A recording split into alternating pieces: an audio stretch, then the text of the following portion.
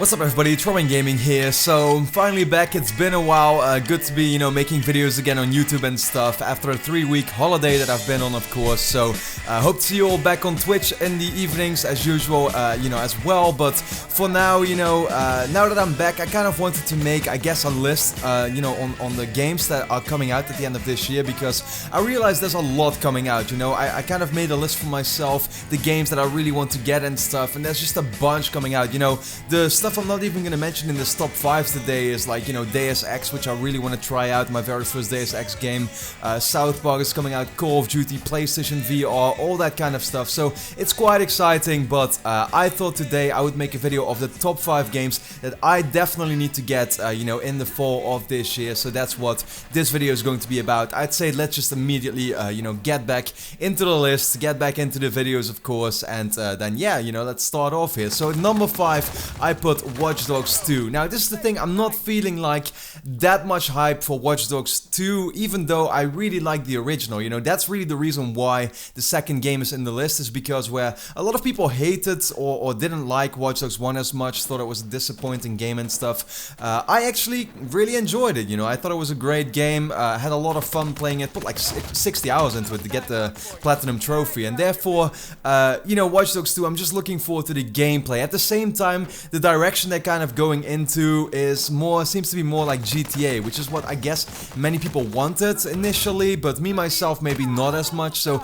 I don't know if this one is necessarily going to cater to me as much, whereas the first one really did. It didn't cater to many people out there, but it did to me, and therefore that's the thing with the second one, is it seems to be catering more to a different kind of audience. Therefore I don't know if I'm gonna like it as much. I hope so, but that's why it's number 5 on my list. I'm just gonna get it, see what it's gonna be about, if it's gonna be just as good, if I'll enjoy it just as much, and then hopefully it will, of course. And so therefore at number 5, Watch Dogs 2. Then we get into the number 4, and the reason this game isn't gonna be, or isn't as high in the list, I guess, is because I just never played the previous games. I'm talking about Mafia 3 here. I really wanna play this game. Everything I'm seeing so far, the gameplay, the story, seems to be right up my alley. A third-person game, heavily focused on story, kind of an open world behind it, I guess. But yeah, I mean, I wouldn't put a game like this all the way up on the list for the games I'm super hyped for, simply because I never played Mafia 1 and 2. I did recently buy 2 for my PC, so I'm gonna play that in a few months, hopefully,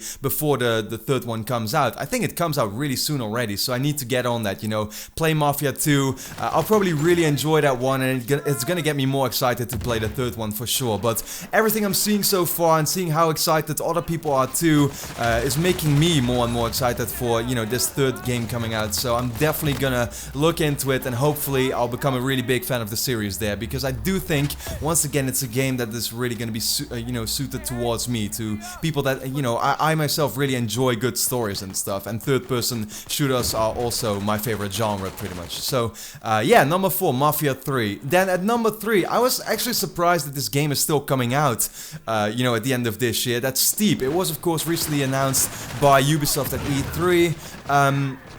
And the scheduled release date is December of this year. Now, it is a snowboarding game, winter sports, so yeah, seems like a good, month to release the game is December of this year. But at the same time, I could really easily see this one being delayed a little further, because it doesn't quite, graphically look as good yet, so maybe they should tweak it there. But I've said it before, I'm really looking to those, or looking forward to the type of games that I am gonna return to every once in a while, that I just wanna play a few hours of every week or so, and Steep is looking to be that exact same type of game. It's a extreme, sports type of game that is looking to be super fun, and that's exactly what I'm looking for. Skate 4 is kind of the game I really wanted in terms of extreme sports games, but Steep is looking to be a nice replacement, so I'm glad Ubisoft is coming out with that. Can't wait to play that, yeah, hopefully in December of this year. So that's at number 3.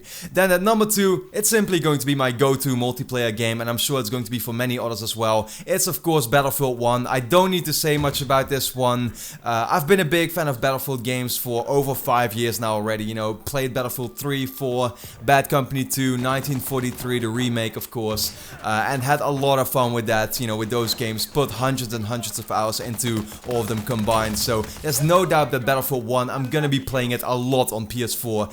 Definitely, I gotta say, I'm actually kind of interested to see as well what they're gonna do with the single player. DICE is not known for doing great single players, but seeing as this this is a World War I game, it has a lot of potential to have a cool campaign, so who knows, maybe they're gonna surprise me there, but I honestly doubt it. But multiplayer-wise, yeah, that's really what it's all about, and I'm sure I'm gonna be playing it a lot, so it's an easy pick for number 2 for me, Battlefield 1. And then finally we get into the number 1 of the list. I don't know if this is going to be a big surprise to people. It might not be your personal number 1, I guess, because I know that, you know, people will be looking forward to this game, but maybe not as much. But for me, it's simply the PlayStation exclusive Last Guardian.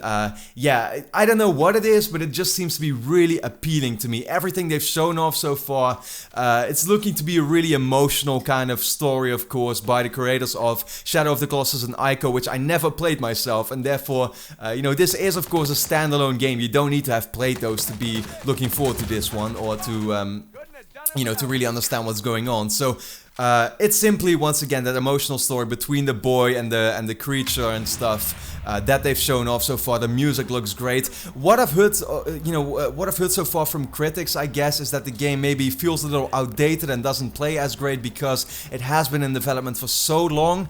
And that worries me in a way, but at the same time, I feel that's ultimately not really what it's going to be as much about, you know, the graphics and the gameplay, because it's really the style and it's really the way it tells its story that hopefully is going to be as special as it's looking to be right now. If that is the case, then it's definitely a number 1 right now for me, for the games I'm super hyped for. Can't wait to play this. I think it's going to be a real experience, and the experiences are the type of games I myself really enjoy every year. So that's why The Last Guardian for now is at number 1. But yeah, these are all the games I'm looking forward to. It's going to be a, you know, jam-packed fall of 2016 with a lot of games coming out. So I definitely want to know which games you are looking forward to as well in the comments, so let me know that. And then for now, hope you enjoyed my list. It was just mine. Let me know yours, as I said, in the comments, and then we'll see what games you are all looking forward to. But for now, as I said, it's good to be back on YouTube and on Twitch as well. You know, every day I'm going to be streaming, so looking forward to see you all back there, you know, in the comments here and on Twitch in the chat. And then for now, thanks a lot for watching, everybody, and hope to see you again next time.